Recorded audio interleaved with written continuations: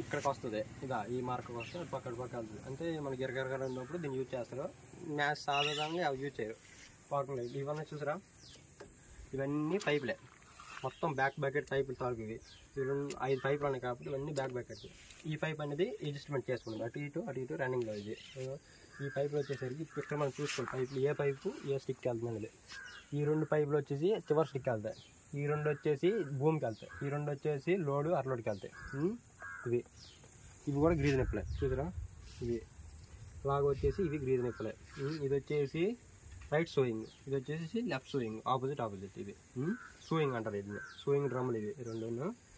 ఇవి లాక్స్ ఎవరి పక్కన ఉంది, ఇవి వచ్చేసి లాక్స్. ఇవన్నీ చూసారా, ఇవి వీటిలో సిట్టింగ్ అవుతాయి, ఇప్పుడు లాక్ అయిపోద్ది ఆటోమేటిక్గా.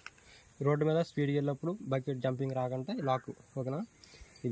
ఇది సేమ్, ఇది వచ్చింది, ఇది స్టిక్ సెల్ అంటారు. ఇది ఫుల్ వీడియో కావాలంటే ఛానల్ క్లిక్ చేసుకోండి. Please subscribe.